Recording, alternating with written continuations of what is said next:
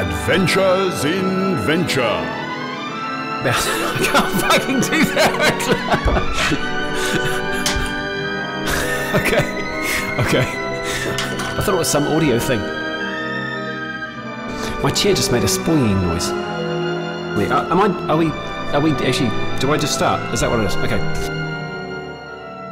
Welcome to Adventures in Venture, where we talk about how developments in technology, business and science can be harnessed to create positive change in the world. On this podcast, I aim to help people understand how they can create positive change by looking at and deconstructing the habits and routines of the top performers in these areas. We'll be talking to people who have real-world experience of starting and growing technology ventures, as well as scientists, angel investors, entrepreneurs and venture capital investors. I'll also be talking about my own experience in raising a venture capital fund. So welcome, sit back and listen to the show. Hi, welcome to Adventures in Venture. I'm your host, Evan Maindonald, and my guest today is Dr. Rayyan Zafar.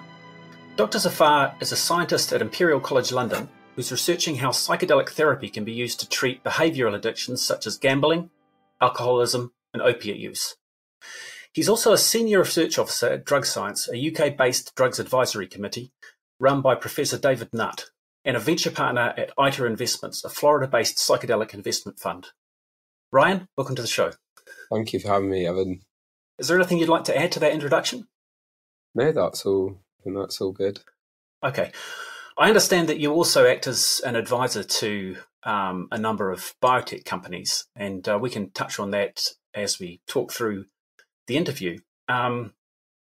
So if you ask Rayyan what he did, he would tell you he was a neuropsychopharmacologist. So to kick things off, can you please explain what that term means? Yeah. So I get asked this a lot, and I guess it's quite a confusing word, but it's kind of broken down by three parts.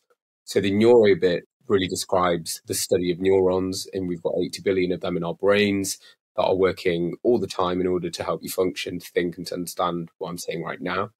The psyche part of the neuropsyche is essentially a study into the cognition, the psychological processes going on in the mind. And the pharmacology bit is essentially the study of how drugs can affect the way that neurons hold on to the psyche. So yeah, it's really looking at psychiatry in a very forensic way. I'd like to talk through the recent important steps forward in psychedelic science that have laid the foundation for some of the research that you're undertaking today, and then work through to where the most interesting developments in the field currently lie. Can you give us a short overview of the history of this field? And it was really kicked off in the 1930s and the 1940s. And this was through the development of LSD in 1943. The aftermath of that was the publication and the conduct of several hundred clinical studies funded by the NIH, National Institutes of Health in America, which saw up to 40,000 patients being dosed around the world with doses of LSD mainly, but also some psilocybin, which was the patented psilocybin at the time. And so in the 50s and 60s, there was the kind of the first birth or the first wave of psychedelic science that was being conducted by psychiatrists, psychopharmacologists, clinicians. And that's really where this research kicked off. And this was the kind of the roots, I'd say, of psychedelic modern science was found in that period. And so have you looked at the outcomes of those studies? And if so, what sorts of results did they yield? I'll tell you two things that were very clear from the studies. The first was that the incidence of psychosis and the incidence of negative effects were extremely low. So, as I mentioned, there were studies with up to 40,000 patients, and analysis of adverse events showed that, in some cases, less than 0.5% or less than 1% of patients had a bad outcome. So that's suicide, psychosis. So we established in the 50s and 60s that actually these drugs are relatively safe if used in the right context. The second thing that these research programs began to elucidate was the potential benefit that they had in mental health disorders. And the vast majority of disorders that were researched at the time were depression and anxiety. And also the third one, and something that is an area that I'm now evolving in, was alcohol addiction. So the three areas of addiction, depression and anxiety, were really the main focus of a lot of this work, although other different disorders were investigated. And also beyond psychiatry, it was actually used by the CIA in a secret project called MK Ultra, whose ultimate ambition was to understand how and whether LSD could be used to alter communist ideologies during the Cold War. So this was kind of a secret intelligence service, the CIA mind control program. So it was used in various different ways. But at least for the medical part of it, a lot of the research gave the earliest signs of both safety and efficacy of these compounds in treating mental health disorders. So that research came to an end, I believe, in the 60s. Are you able to provide any insight into the reasons why that research was discontinued and what's happened between now and then? Yeah, so I guess as this research began to emerge, what we began to see culturally, at least in the US and also kind of, I guess, in the UK, was a movement which embodied pacifism. So at the same time, in post-World War sort of era, there were some proxy wars happening around the world, the main one being Vietnam and the US, but also some other proxy Cold Wars playing out. And a lot of the time, these wars were kind of regarded in society as being a waste of time, a waste of money. A lot of individuals didn't really want to undergo conscription for these, and it was those young individuals at the time that were kind of against the war that also birthed the different civil rights activation programs, such as the Campaign for Nuclear Disarmament, Racial Equalities Act, gender pay, LGBTQ plus rights. And a lot of these kinds of civil movements and liberties were perhaps catalyzed by the recreational use of psychedelics that were trickling out of the pharmaceutical and medical sectors and into the general public. And you can also see that in the cultural movement at the time. You see bands like Jimi Hendrix and the Beatles and a lot of popular culture being surrounded by the kind of psychedelic first wave of research. And I guess what happened during this period, where you saw a rise of the use of psychedelics in kind of the national public, and you saw these studies going on, and you had individuals like Timothy Leary, which encouraged this mass kind of use of psychedelics, is that governments essentially became very scared of these compounds. And I think that's what's happened in the US, in that the US government and Richard Nixon at the time, he was the president, he was afraid that his foreign policy agenda of going to Vietnam and winning this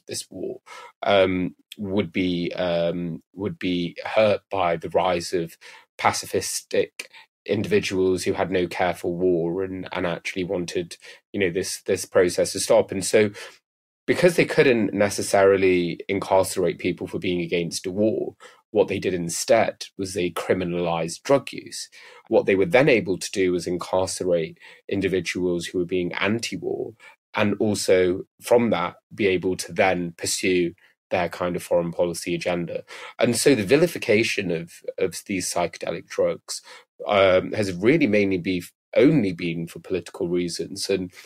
And since time has developed, it's actually, through the release of kind of classified documents, it's been confirmed that actually many of the advisors of Nixon at the time actually knew that the real purpose for making drugs like psilocybin, LSD, other psychedelic drugs illegal was never for any true fear of harmful effects to the population. It was really, they were afraid that they weren't able to conduct the wars that they wanted at the time.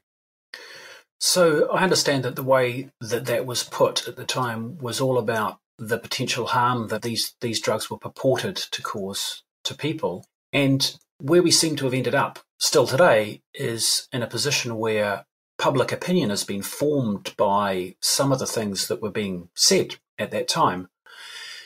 But in fact, there is quite a significant difference between the class of substances that you're researching, psychedelic substances, and other types of classified drugs, particularly in terms of addictiveness. Are you able to talk a little bit about the difference between the different classes of drugs that are currently classified as illegal drugs, and in scientific terms, what the difference is between them?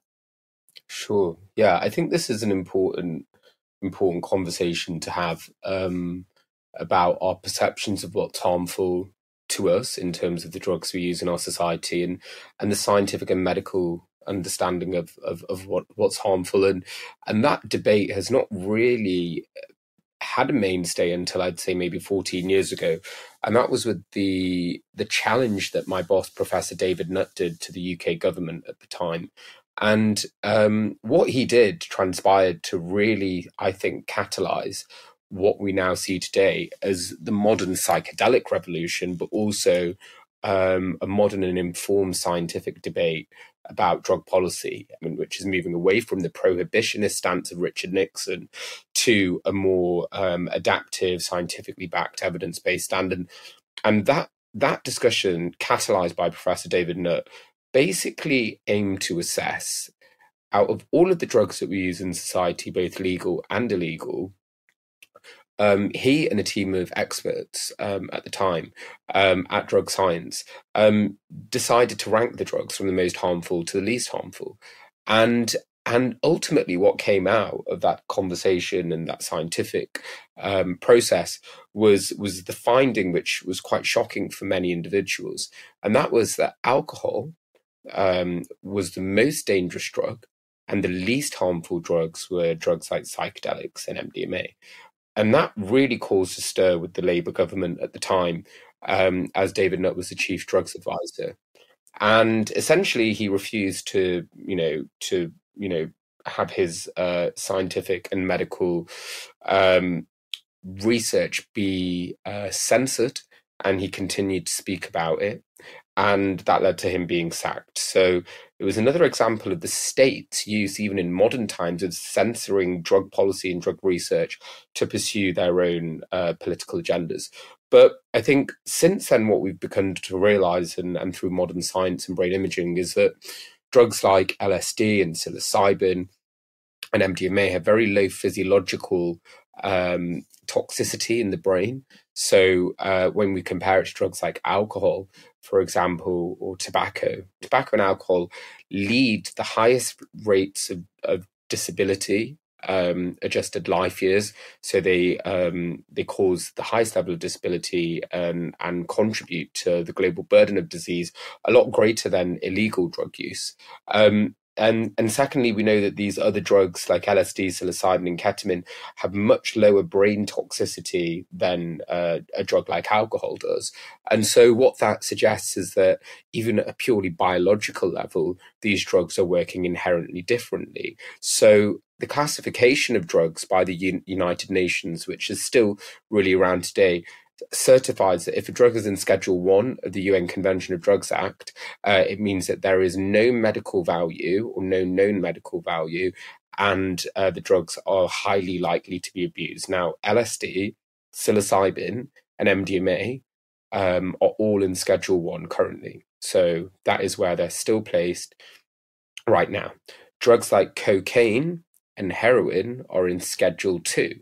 So by the UN law, those drugs are safer and have some evidence of medical value. And that's true. Heroin does have medical value. Opiates are used daily in hospitals around the world. Cocaine also has medical value and is used in dentistry. But the absurd thing about this is that drugs like psilocybin, LSD, and MDMA, which are safer drugs to take than cocaine and heroin, are in Schedule 1. They're not even placed in the same category as cocaine and heroin, which are deemed by the UN to be much safer, even though cocaine and heroin cause more deaths and more morbidity than these other drugs. So this is basically just to exemplify the current way that the drugs are classified, even like Class A, B, and C. They don't correlate well with our scientific and medical understanding of how harmful these drugs are. So that is really where the debate is right now. So today, in this very moment, most countries have legislated it to be within those classification systems, and not a single country has changed their conventions on the regulations of these drugs yet. And so, for anyone who is listening who isn't aware, psilocybin is the active component of what people might call magic mushrooms. Yeah. So, Rayyan, could you just talk a little bit about addictiveness? We've talked about drugs that are classified as Schedule 1 or Schedule 2 or Class A or Class B, as we might call them here in the UK. Could you just talk a little bit about the difference in addictiveness between drugs like LSD and psilocybin and MDMA and the other classes of drugs you mentioned, like heroin, cocaine, and other forms of opiates? Fundamentally, it's about the biology of the drugs. It's about how these drugs work in the body and in the brain that really leads to the addictive potential. And so over the last 40 years, scientists like myself and others have been investigating how these drugs work. And a surefire way to make sure or to make somebody addicted to a drug is by changing the brain's neurochemistry. And there's a few different key elements to the brain's neurochemistry that the drugs play on. One of them is the dopamine system, and the other is the endorphin system. And so these systems in our brains, they're basically there in order to help us be guided towards what's rewarding in our lives, especially the dopamine reward circuit. And that's an area that I studied for my PhD for around 4 years. And my takeaway point from that, and to kind of cut a long story short, is that anything that motivates you at all, that can be brushing your teeth, making your bed, sending an email, you need dopamine in order to do that. And that's why that system is there. But beyond that, dopamine also kind of encourages you to like food. So when you have your favorite chocolate bar, or when you watch a TV program that you like, what happens is your brain originally, when you take that first chocolate, it may or may not, but for the people that like it, cause a spike in dopamine.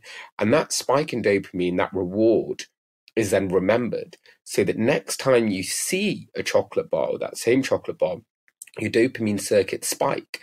So it doesn't actually spike on the level of the reward. It spikes when you see something, and that motivates you, that gets you encouraged in order to go and have it again, because your brain remembers it as this pleasurable, rewarding thing. So that's an example of just, using the reward system to our advantage that humans do on a daily basis. We always try to tap into our dopamine to give us pleasure. That's kind of our innate biological wiring. It's kind of what makes us all vulnerable as humans, I guess, is that we are wired like that. We are wired to be able to respond to pleasure. Now, for certain individuals, in fact, for all individuals, when they take drugs, it taps into this very primitive system, and it causes a supraphysiological release of neurotransmitters, be that endorphins or dopamine. So you release a lot more than you would to a chocolate bar, or to sending an email, or to, behaviorally, naturally stimuli, or seeing, like a nice, beautiful piece of scenery, or, hugging someone. But as soon as you take a drug, you release, for example, with amphetamine, 1,000 times over your baseline dopamine levels. That for the brain is powerfully reinforcing. The brain will then look at that episode of taking an amphetamine or a stimulant like cocaine, and because it causes this massive dopamine surge, that is remembered. And that's why next time when you see a cocaine packet, your brain doesn't differentiate it from, having things like food, which is necessary for survival. It looks at that cocaine package and it says, this is necessary for me to feel reward. And that's why and how people get hooked. It's the same for alcohol. You get that surge and that change in neurochemistry, and the brain remembers that. That's why actually a lot of people, when you first take your first sip of alcohol, most people are like, what the hell, this is disgusting. But then after a few drinks in, some people find the pleasurable feelings. So your brain is even able to trick itself. It's able to trick that it's got horrible taste, but it makes you feel good. That shows the power of drugs on neurotransmitter systems. And fundamentally what we see is that drugs like stimulants, like heroin, alcohol, tobacco, these cause massive changes in the dopamine and endorphin reward circuitry, and they cause these massive spikes, and that can be very, very reinforcing for the brain. But drugs like LSD, MDMA, psilocybin, and to some degree ketamine, they just don't work on those reward pathways in the same way. They don't cause these massive surges. They actually work slightly differently by kind of recorrecting the brain's reward circuitry even. And can talk a little bit about that a bit later as to why these might be useful to help solve drug addictions. But essentially, it just goes to show that, not all drugs are born equal. And I understand also that one of the factors driving addiction is the way in which the drug actually stimulates somebody. So, for example, if somebody was to take psilocybin one day and then take another dose of psilocybin the next day, the second dose would likely not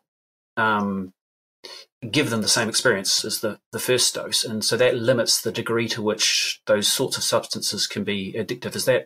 Have I got that right?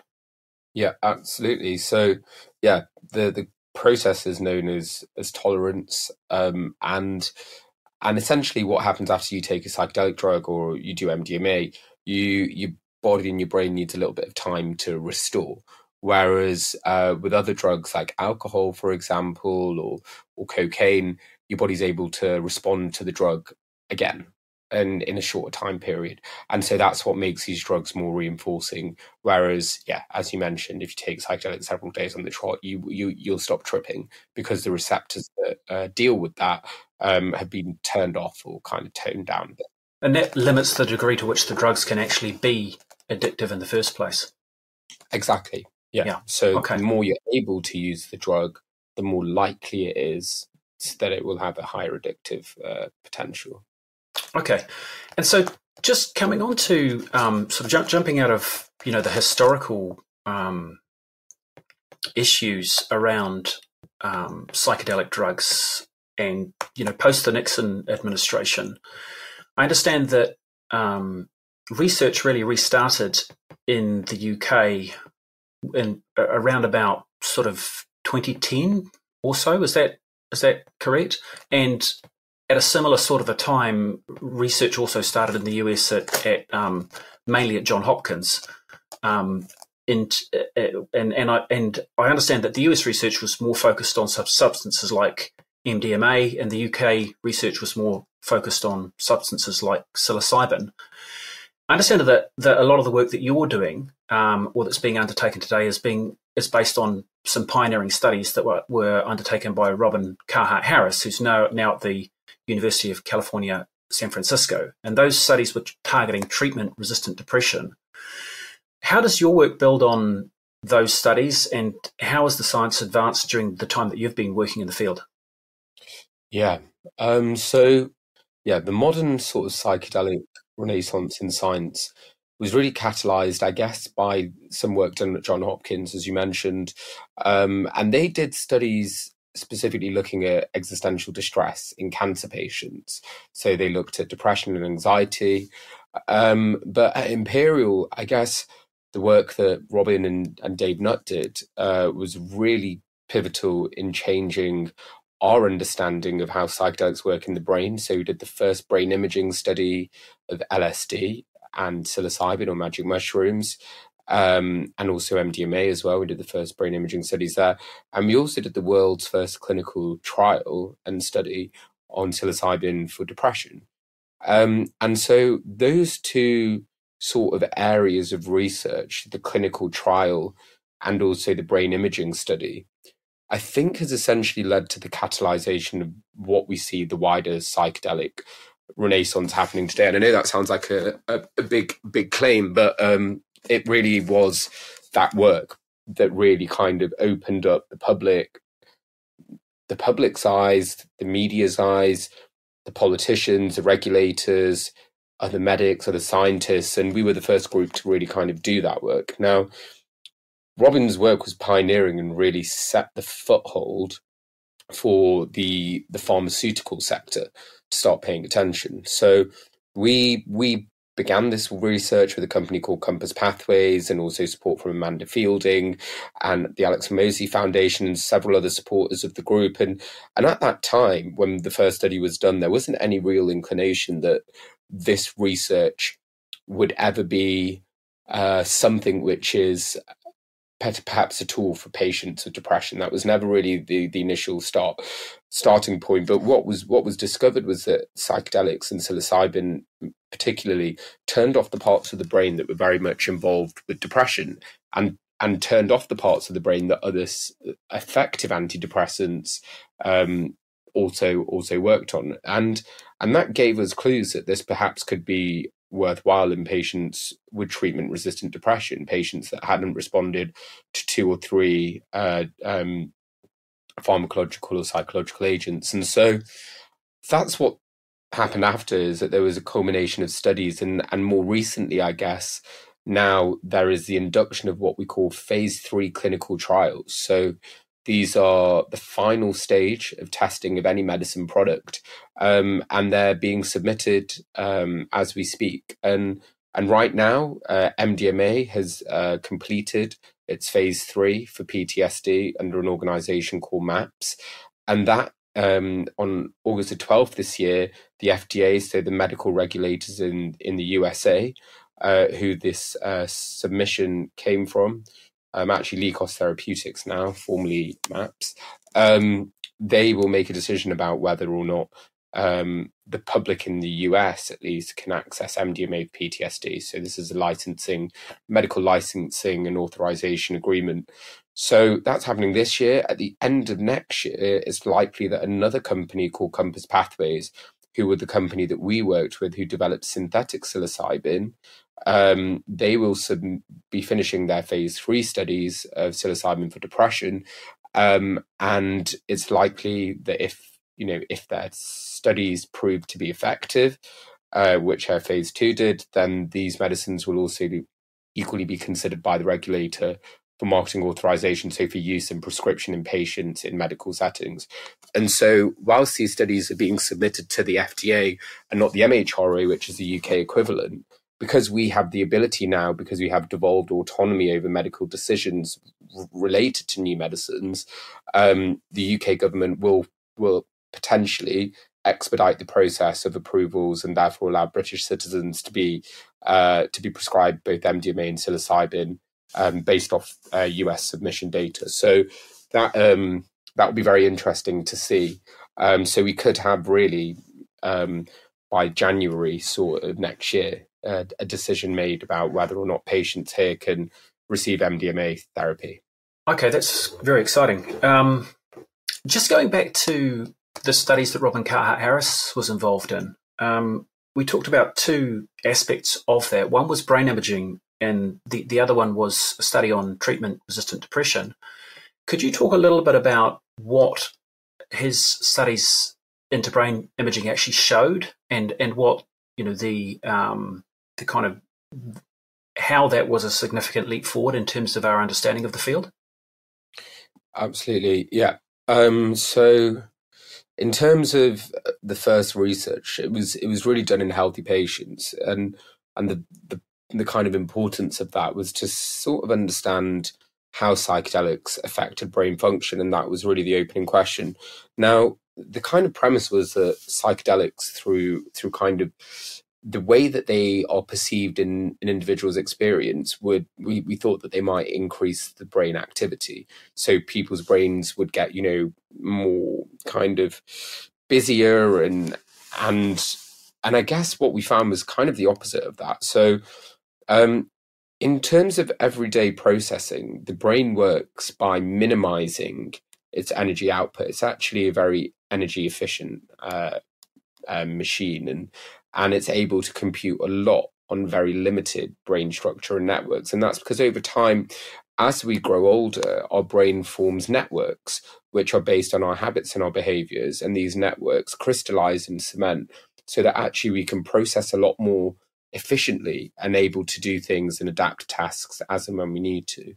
Now, the way that kind of brain network is held into play is by several networks in the brain, and one of them is the default mode network. And that network in the brain is perhaps been most associated with the maintenance of your native brain state. So your ability to kind of hold on to your identity, your sense of self, an ability to understand the world around you, is sort of ingrained in that network. And so what psychedelics have been shown to do in the first studies, LSD and DMT, is that they actually shut down or, turn down the volume of that network. So the master controller of the brain, or like the thing that controls our real world sober view, that's shut off. And in shutting that part of the brain off, what was seen is that it increased the brain's ability to talk to parts of the brain that it wasn't able to do in its sober state. So what we saw was a hyper increase in connectivity between different hemispheres of the brain and different regions of the brain, and a shutting down of the brain, of the part of the brain involved in kind of maintaining order. And so this increase in disorder and increase in connectivity across the brain that was found under LSD and psilocybin was one of the key neuroimaging findings. And it's been replicated now across several studies. Now, it was pretty curious after those brain imaging studies to understand why this was happening, what it could mean. Did this have any implications at all? And what was actually later found when we started analysing other research papers around the world is that the specific part of the brain, the default mode network and the subgenual cingulate cortex, which is a very specific part of the brain, sits sort of like in between your eyebrows, in the front part of the brain. That part of the brain is also shut off by effective antidepressants, so talking therapy, placebo, ketamine, psychological therapy. They all work on that specific part of the brain, the subgenual cingulate cortex and the default mode network. So did psilocybin. In fact, psilocybin very robustly decreased that. And so the next stage of thinking was, if we can shut down the part of the brain involved in depression in healthy individuals, could this be a potential therapeutic? Could it be a potential new intervention for patients that haven't responded to some of these other treatments because we're hitting the brain targets that we think are involved and that have been demonstrated to be involved in depression? Now, what then they did, and what David and Robin did, was to do the world's first clinical study in around 20 patients. And they found that in terms of the long-term follow-up, around 70% of participants had a clinical response. So 70% of participants went into remission. That means remission means no longer depressed. So of those 20 individuals, 14 of them were considered no longer depressed within 1 week, and that stayed up to 12 weeks. And then after the 12-week period, some participants, their depression crept back, whereas for some of the participants, even 10 years on from, not 10 years on, nearly 8 years on now from that trial, they're still free from depression, which is remarkable. So these patients had over 10 to 20 years of depression. They hadn't responded to any treatments, any conventional psychological or pharmacological treatment. They'd failed on them. And these two 6-hour sessions on psilocybin therapy, in 70% of them, caused their depression to disappear.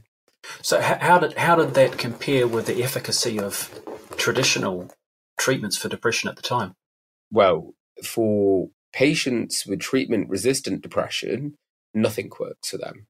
So it's 0% versus 70% in remission. So that's for that specific group. So by definition of treatment-resistant, it means they haven't responded to 2 or more conventional treatments. So that in and of itself was probably the greatest advance in psychopharmacology that has ever been witnessed. That patients who really had no hope left, suddenly 70% of them may have some clinical response.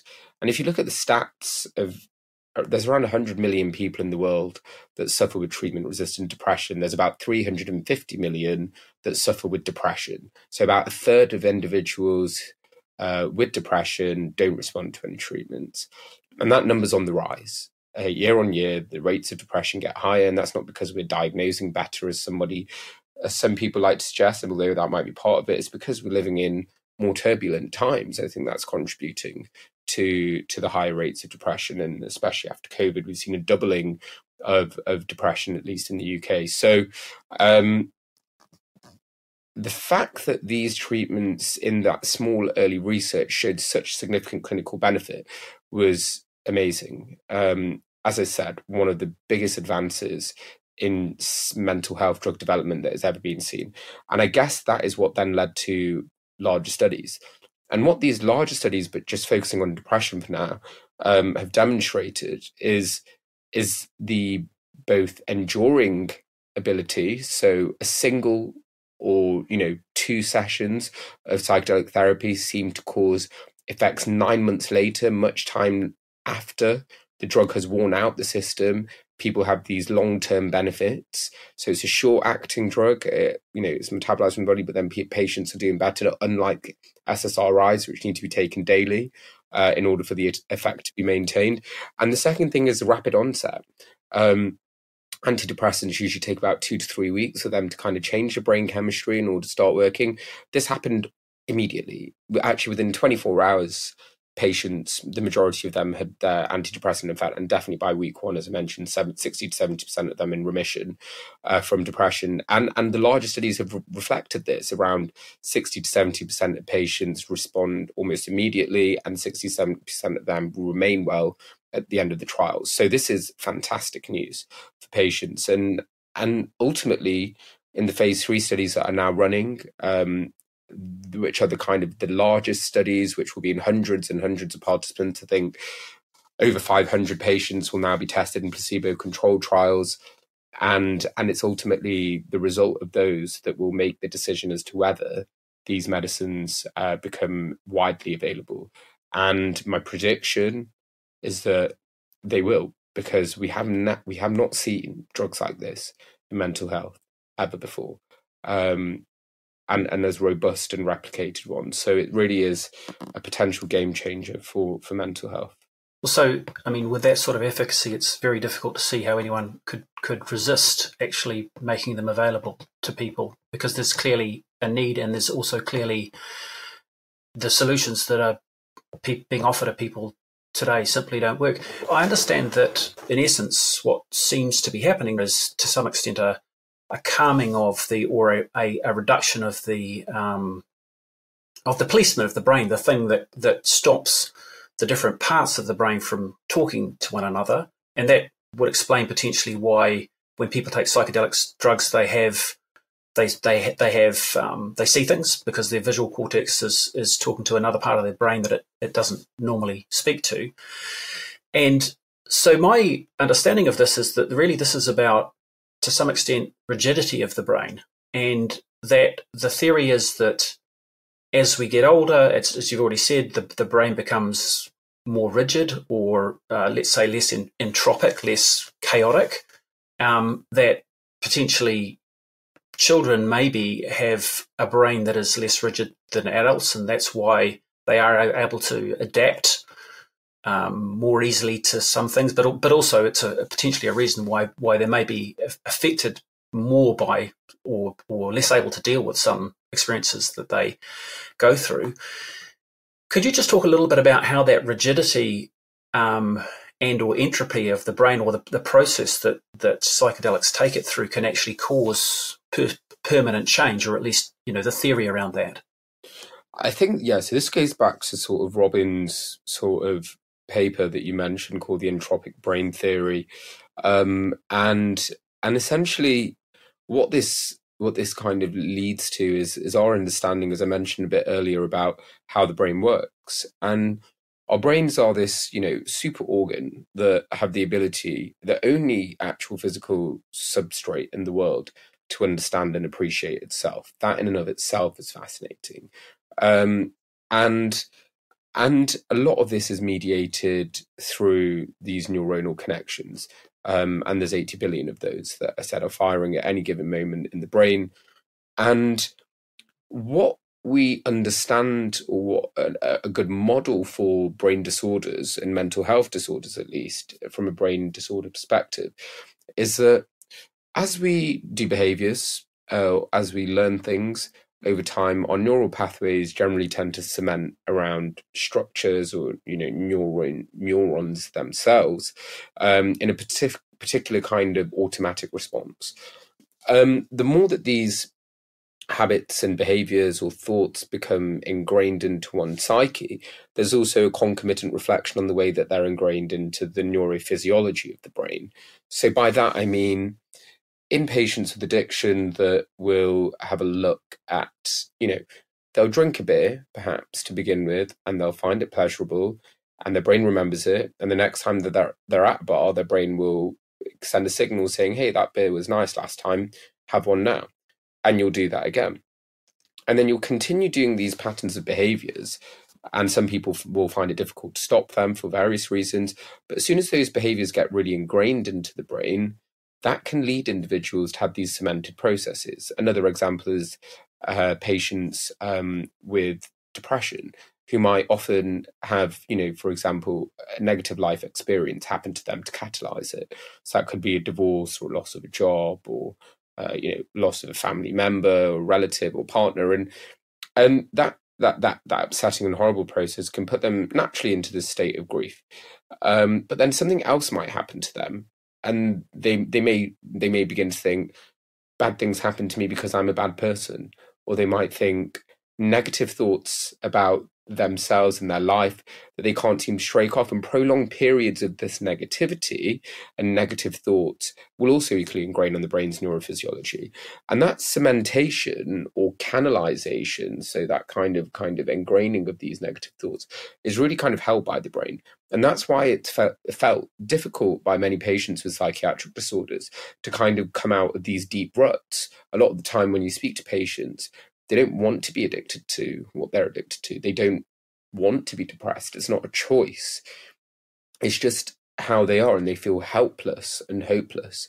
And it's because they often think that they are stuck and trapped. And actually, we can see using brain imaging that in some patients this is the case. Now, in order to kind of get the brain out of such states of canalization or entrenchment of psychopathology, what one proposed mechanism is by introducing entropy.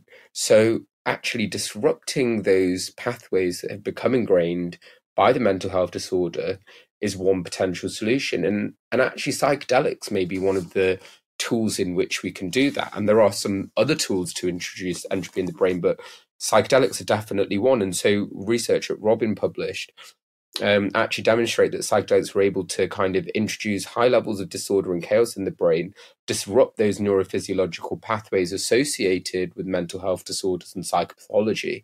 And then from that, the brain was able, and that individual was able to kind of break out of that negative schema or those, negative ruminative thinking cycles that they were trapped in.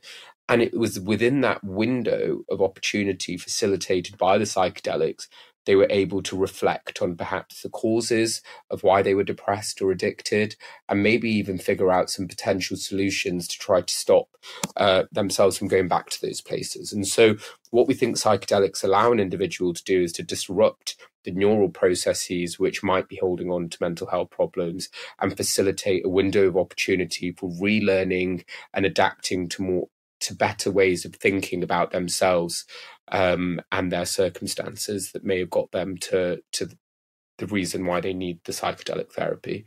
So yeah, the entropic brain theory really kind of proposes this brain sort of way of looking at how psychedelics or other agents can reset the mind or reset the brain in order to reset the mind. Right. And so I understand that what studies show is that in order to actually make that effective, or for this sort of psychotherapy to be effective, is that it's important to that patients actually understand what it is that they're trying to achieve before they go into the process, and that also that there's some form of counselling after the process. So in essence, that what the view of how the process works is that people are prepared so that they know what it is that they're trying to focus on. We essentially take the brain out of this rigid state into a state of much greater plasticity or entropy. So it just effectively relaxes the normal processes that stop the brain from perhaps being modified. And then while it's still in that relatively entropic state, we try and essentially burn in new modes of behavior, a little bit like when a child is learning, that their brain starts to become more rigid as they get older, because those learnings become patterns. Is that a a reasonable summary of the way the process works as we currently understand it, do you think? Yeah, definitely. It's about introducing the ability for the brain to learn new things and unlearn bad things. So it's kind of about the unlearning is just as much as important as in the learning new things. And this window of opportunity or neuroplasticity, which is sort of triggered by the use of psychedelics, is allows the brain to get into that hyperflexible state, and then the psychotherapy allows it to be molded into a corrective sort of pattern. Right.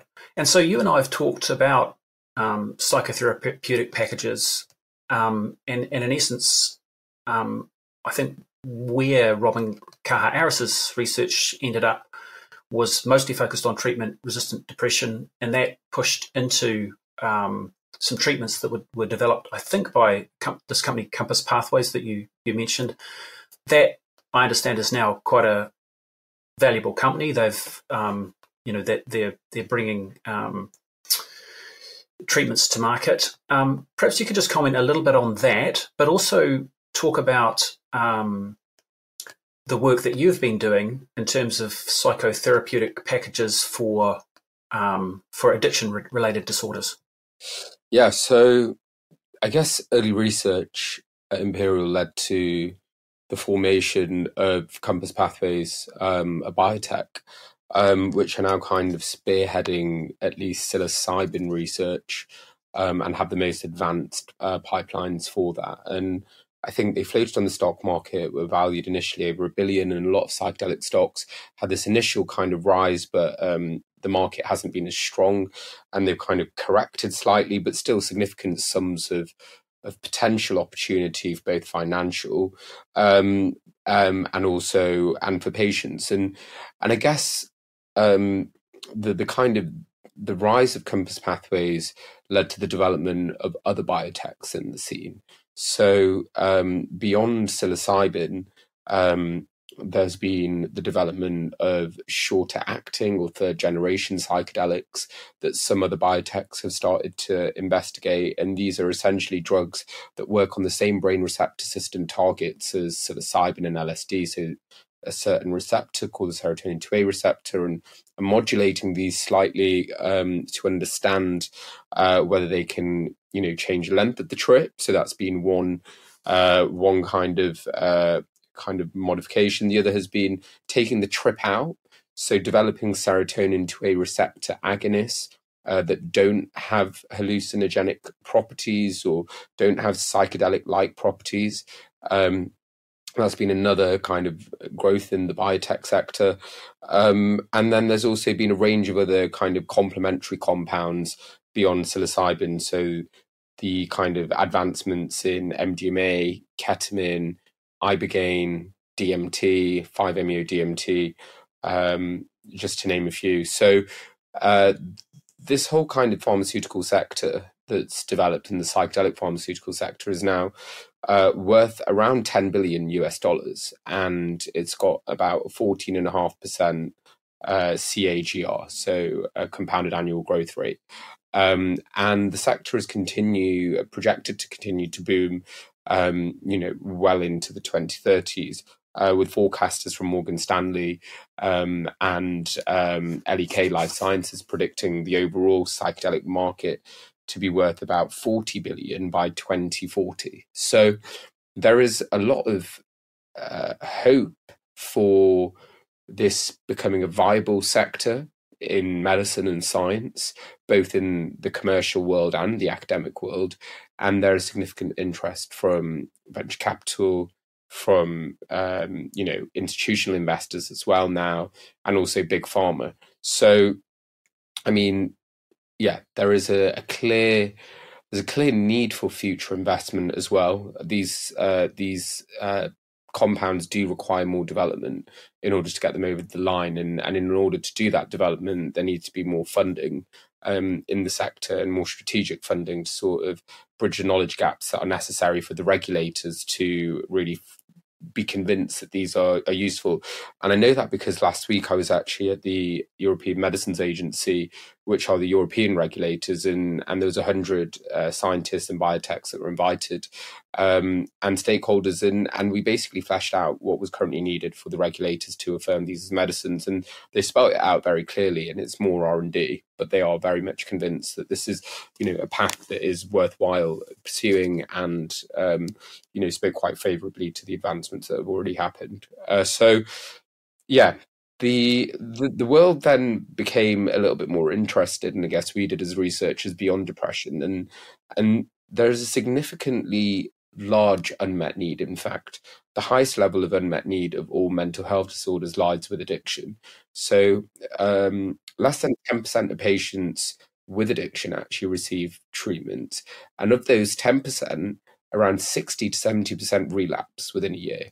So not only are patients with addiction not receiving treatment, of those that do, they're not effective. So this basically boils down to around 95% of patients really with addiction not actually having any treatment. So we've left an entire medical disorder completely untouched. And that in and of itself was a reason to innovate in this area. But it didn't come out of nowhere. About 100 years ago, the founder of the AA, Alcoholics Anonymous, Bill Wilson, actually himself took a psychedelic-like experience in New York City's Town Hospital on his fourth attempt to quit alcohol.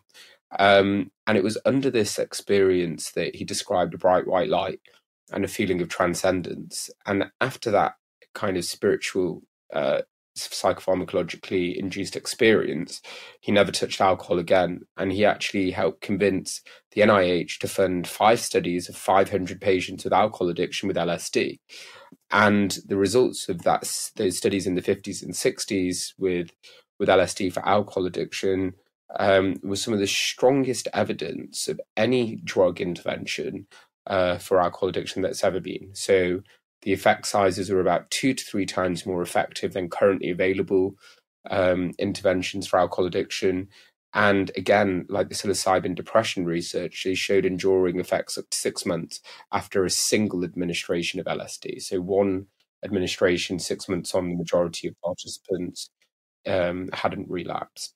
Now, arguably, I guess the opportunity in addiction may, in fact, be much greater than in depression, or at least in treatment-resistant depression. And you talked earlier a little bit about synthetic psychedelic substances, or the fact that we've got some companies actually now manufacturing substances that maybe have a different trip length to drugs like LSD or psilocybin. Could you tell me why that's important and how that sort of feeds into the treatments or the psychotherapeutic packages that you're working on developing? Yeah, so we haven't to date personally done any research with the shorter acting compounds with addiction, although there is one company that's currently developing 5-MeO-DMT for alcohol addiction. I guess, as with all science, it's out there for the jury, and we can't really speak about predictions of what the data will say, because it really is an innovative area. There's been a bit of research done in non-clinical settings, so in the jungle and in retreat settings in Central and South America, that have used shorter acting compounds like 5-MeO-DMT in patients with addiction, and by and large they show significantly positive responses in the majority of patients. But until that clinical research comes out, I don't think we're able to really comment much on what we think. But there has been research which has been published in depression with the shorter acting compounds, and there's 2 companies that are developing the space. Cybin is one of them, and the other was Smaller Pharma, which is now actually acquired by Cybin, and then also GH Research, and also Beckley Psytech. Actually, there's 3 companies now, and what they're seeing is changes in depression scores significantly within a day, and then follow up. in that 60 to 70% range, which reflected some of the efficacy milestones that have been demonstrated by psilocybin. So, I understand that 5-MeO-DMT in its sort of natural form is actually the venom of the Sonoran desert toad, which you have to somehow extract from the toad. I don't know how anyone does that, or in fact, even how anyone discovered that you could use it for this purpose, that you then have to smoke. So one assumes that one of the reasons why the development of synthetic alternatives to that substance is important is so it's easier to actually, to get your hands on, because I can't imagine that there's, it's easy to industrialize squeezing toads.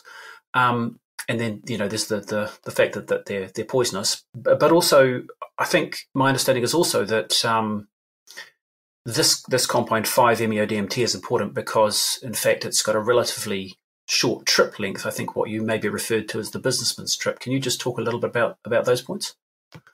Yeah, the difficulty in the sort of the toad side of things was as you said, it was non-synthetic. It requires harvesting and milking the glands of the Bufo alvarius toad.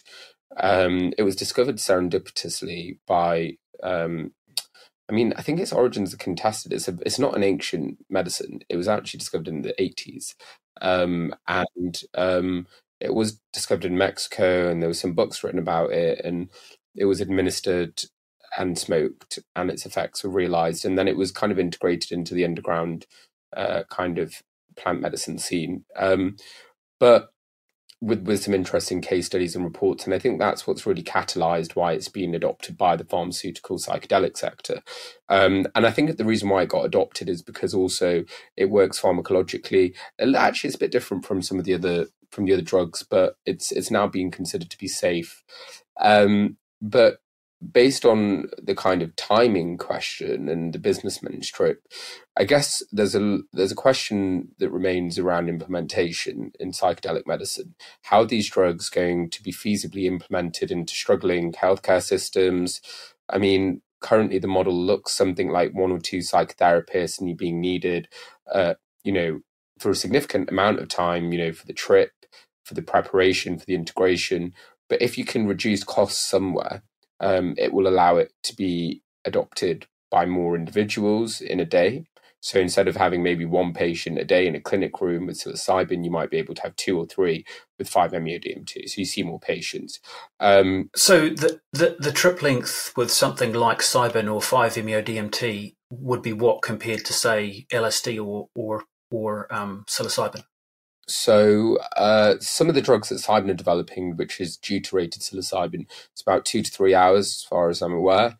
With 5-MeO-DMT, it's 10 minutes, but these can be extended to about 20 minutes or longer if individuals wish, but no longer than 30 minutes in the clinic. Or actually, I think maybe up to 40 minutes in one of the sessions. But yeah, significantly shorter. And then psilocybin's about 6 hours, LSD is about 12 hours. So you can see already, you reduce the cost of having a psychologist in the room for that time, a psychiatrist.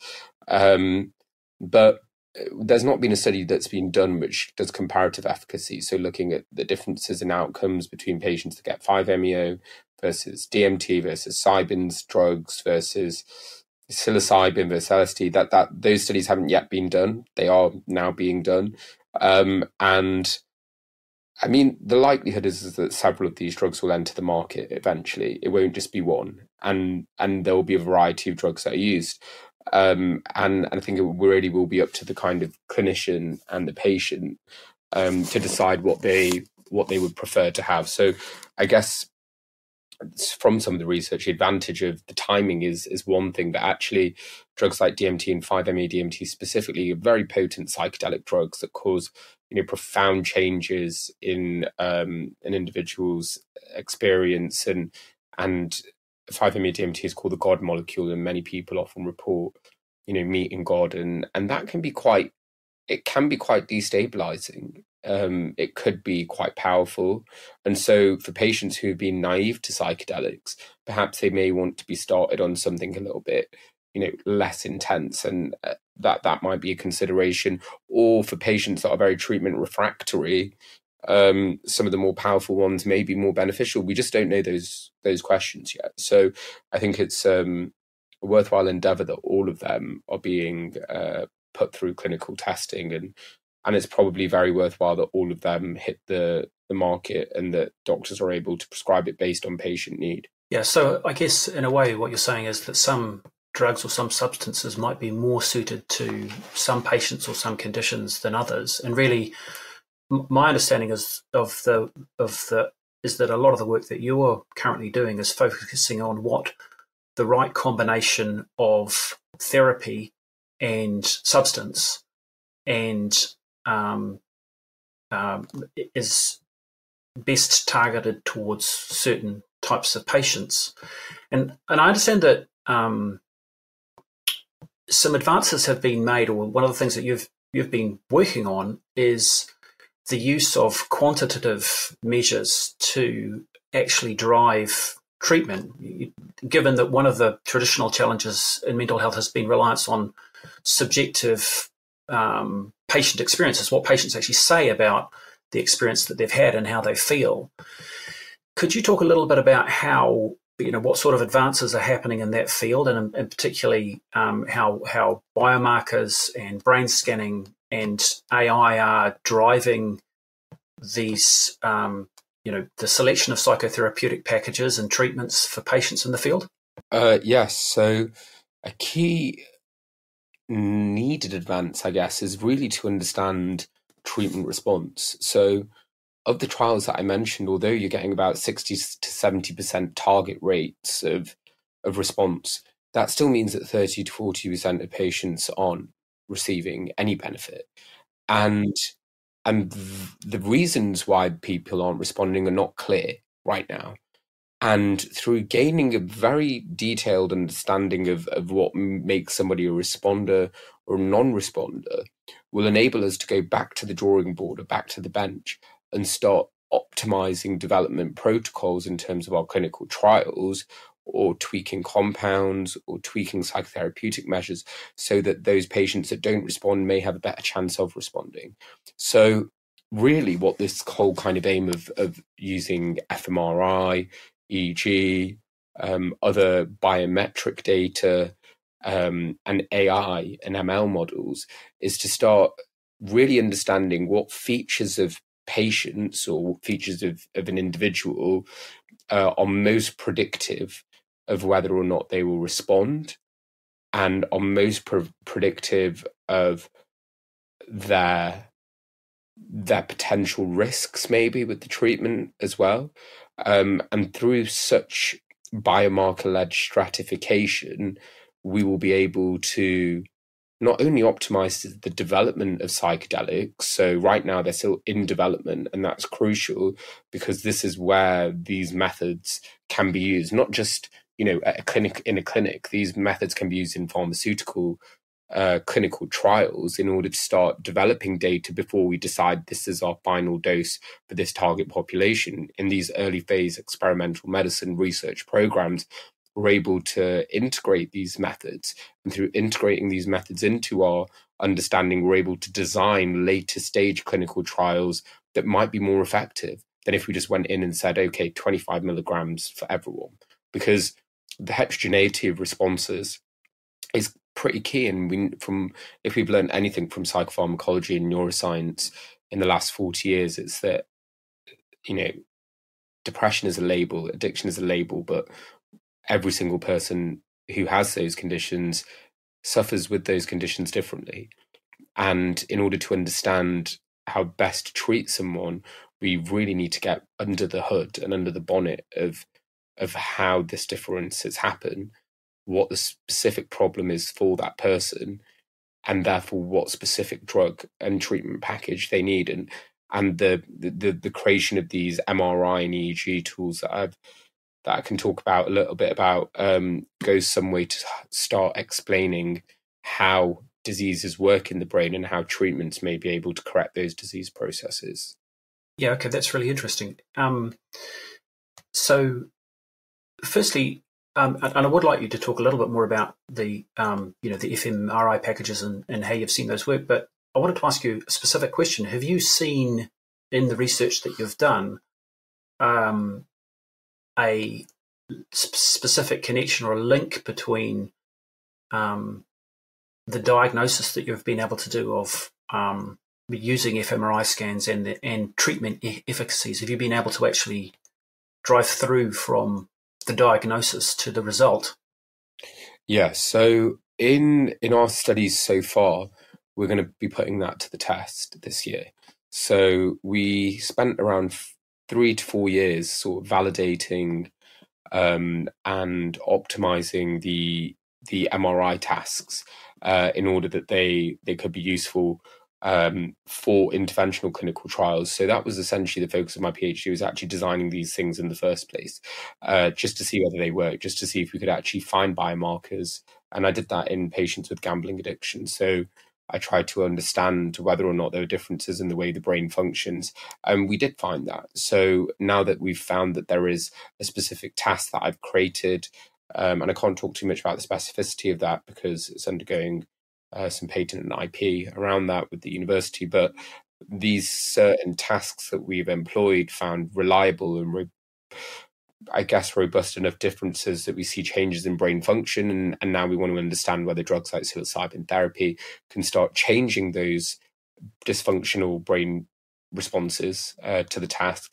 And if so, then we can start to understand both the mechanism of gambling addiction itself, as well as the mechanism of psilocybin therapy. And the use of this tool more specifically is that in our future development package, we may be able to adopt or, tweak the therapeutic or the psychedelic dosing and try to understand from that point how these biomarkers in the brain change, whether we can, be more corrective. So it's kind of like a neurofeedback loop in terms of drug development and design that we're attempting to do here. And so it is essentially, it's quite futuristic ideology, and it's mainstay in areas like cancer and cardiovascular drug development. They use biomarkers often to develop their drugs, but in psychiatry we haven't really seen any of this. So I'd say our group at Imperial are really pioneering precision psychedelics and addiction. That there isn't really anyone else in the world doing this right now. So that sort of those protocols that you use to actually diagnose what's going on in the patient, do they have broader applicability? I mean, could they be used for other medical processes potentially? Yeah. So beyond just drug development and precision medicine efforts, precision drug development efforts, the other use is in precision medicine. So eventually these tools could be rolled out to clinics and to clinicians that are interested, not just from a psychedelic lens, but in order to help improve diagnostics. We want to start establishing whether this tool could be used to help predict which patients are more vulnerable to relapse. And so in care setting and provider settings, you always have to make decisions about which patients get treated first, the speed at which patients get seen. And right now, clinical assessment is really all you see. Now, when patients come to a clinician in terms of crisis, they often present in maybe very similar ways. But if there is a way that we can get an objective measure to say, this patient is, got a 70% chance of relapse within 3 months, whereas this next patient has a 30% chance of relapse in the next 3 months. And you can choose to put, say, if you had limited resources, in that patient number one who's got a higher relapse vulnerability. And so using these precision medicine tools, so that's one example of how it could be used. Another example is that the patient with the 70% relapse chance versus 20%, 70% would get more intensive treatment. Maybe they would have, 2 or 3 psychedelic therapy sessions, and the other patient might only get 1 to begin with. And so from a resource allocation point of view, and through targeted sort of treatment stratification, which really was what this aids to do, it's able to go some way to optimize care delivery and reduce cost burden in the delivery of mental health care. So I see it as a win-win on all sides, for clinicians, for patients, for drug developers, for scientists. It allows psychiatry and mental health to move from a place of subjective inference to objective, qualified and measured delivery, which will, as I see it, be the answer to solving the mental health crisis. Yeah, and it seems to me that in its own way, if it can be brought about, is probably as significant a step forward as Robin's original insights into brain plasticity and entropy and this identification of the default mode network. In fact, it's along with approvals for the use of these drugs for treatments, it's, I think, one of the big potential steps forward in the field. Could you talk a little bit about the impact or the potential impact of brain-computer interfaces? Is that something that you've looked at in any detail? Yeah, I think just going quickly back to what you said before, I think I was massively inspired, and I guess a lot of my work in my willingness to take brain imaging into a therapeutic sense as opposed to an explanatory sense was kind of the main advance that we're now undertaking. But this has been reflective of both an increase in our broader understanding of cognitive neuroscience as a field. And as neuroscience has progressed, we've been able to start identifying disorders in the brain better. So about 5 years ago, I was told by a senior professor at Stanford University that psychiatry is where neurology was 20 years ago. And what he meant by that was, in about 15 years from this point now, we'll be at a point where we can start using biomarkers in clinical practice. And neurology has essentially also been the first place where brain-computer interfaces have had their first kind of effective use. And that's in the development of interventions like deep brain stimulation and transcranial magnetic stimulation and other sorts of ways of bringing in electrical currents into the brain that might be able to restore certain conditions such as Parkinson's disease and also other neurological conditions like stroke and multiple sclerosis. But in more recent years, there's been a shift twofold. We've been able to use these neurotechnology tools, which are essentially BCIs, in order to understand the electrical and physiological activity of the brain, and then also direct, treatments that are based around changing the electrophysiological potential in the brain. So using it in psychiatry and addiction is definitely an area that has advanced. And there's been the birth of companies around the world now, like Elon Musk's Neuralink, and also BlackRock Technology. And what they're attempting to do, I guess, is to use this understanding of how we can intersect the mind with radio and electrical frequency in a way that can be conducive to the betterment of human civilization. Now, the advances of that potential program could be pretty astounding. I guess the end goal of some of the BCI work is in order that we can think and turn thoughts into perceivable electrochemical signals that are picked up by a detector and a sensor and then transmit information into technology. So you can think to send a text to someone and it will send.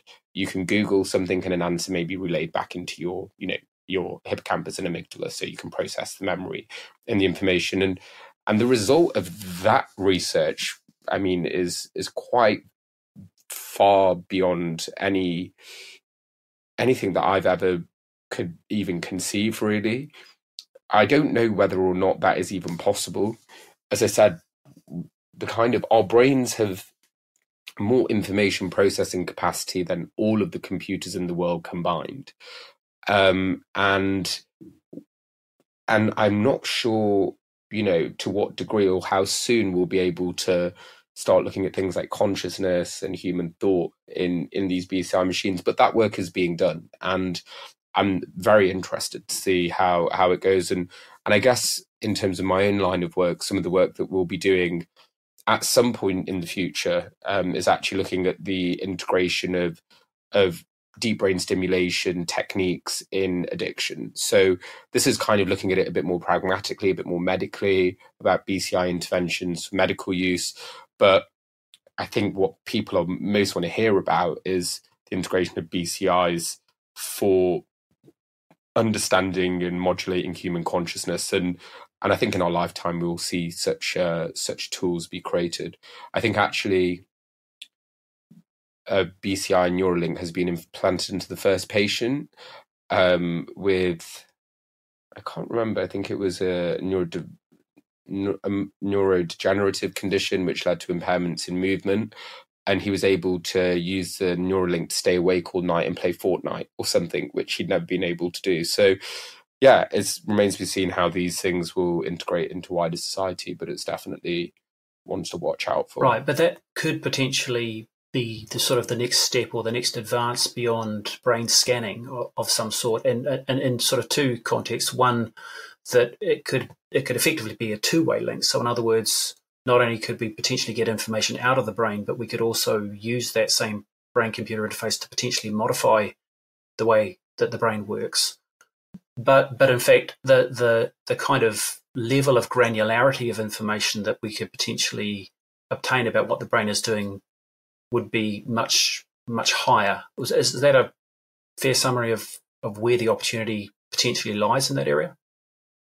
Yeah, I think the immediate opportunity for BCIs is delivery of treatment in a range of psychiatric and neurological disorders. So that's through different, modulating the electrical current. I'm not sure how much information we can get back from BCIs right now in terms of understanding how the brain functions. So I think brain imaging is still very much the best way. So a BCI will only be implanted into one part of the brain, and therefore you can only get information and signals from that specific part of the brain, whereas brain imaging covers the whole brain in lots of circumstances. But yeah, the real inventive step that I see it as is the ability for humans to communicate thoughts, thinkings, and actions to a millisecond speed. So I think that's where a lot of the resource and research efforts are going now, is to translate that somehow into actionable consequences, and then the implication of that has far reaching capacity. Yeah, and I guess also what you don't have this barrier that we currently have in between the patient and the data, which is language. So it's a direct translation of thoughts into data, which is clearly going to contain a lot more nuance than something that somebody has to try and express by talking about it. Rayyan, it's been a really interesting conversation, and I think certainly I see a huge amount of opportunity in this field, and my personal view is that one of the main thing that's holding it back is the actual regulatory approvals for treatments. Certainly, there's a lot going on in that area at the moment, and from my perspective, my view of this is that once those approvals do come through, the floodgates could open in terms of growth and investment. And given the potential of these treatments, I certainly hope that that's the case. I'm conscious a little bit of time, so I don't want to. I realise we've got a hard stop shortly, and I want to be respectful of your time. So, just in drawing this to a close, I'd like to say thank you for sharing everything that you've shared. It's been a fascinating chat. My conversations with you are always super interesting, and this has been no exception. Is there anything else that you would like to cover before, or anything that you'd like to say to kind of summarise what's going on in the field and what you're excited about before we bring this to a close? Yeah, well, no, thank you for having me. And I echo what you say. It's always really interesting to kind of have opportunities to dive deep and to really, have those conversations. It also helps me to kind of put my own work into a wider perspective, which is sometimes what you forget about when you're doing the day-to-day.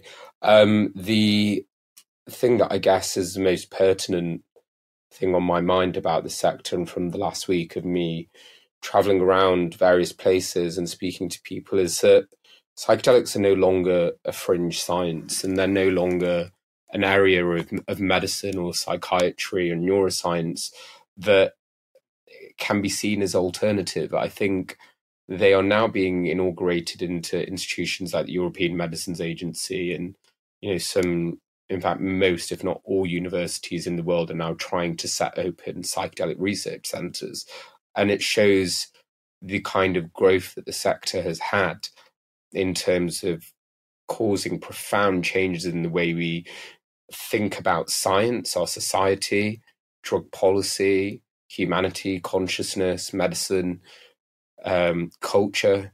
I've focused quite narrowly, I guess, on medical developments, but I don't want to, take away from all the other important aspects that are necessary for this field to grow.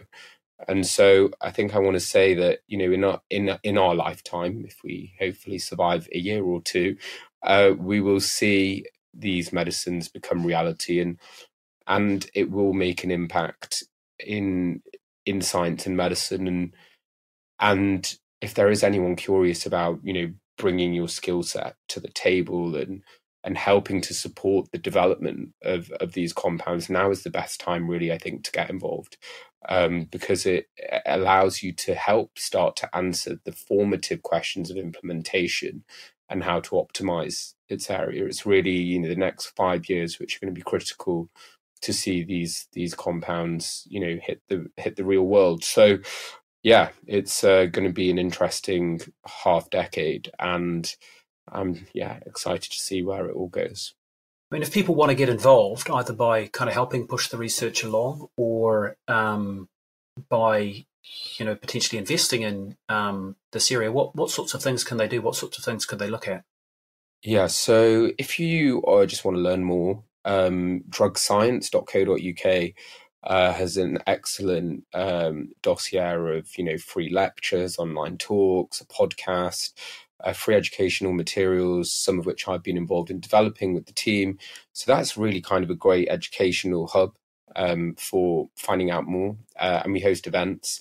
If you follow me on Twitter or LinkedIn, and I can share the details, I often post about the kind of latest in the goings on of the psychedelic industry. So be in touch, and feel free to email me. And as per investments, again, if you just want to reach out with any specific questions, I might be able to signpost you to the right person. Okay, well, look, that's fantastic. Thanks very much for your help, Rayyan. It's been a fascinating chat.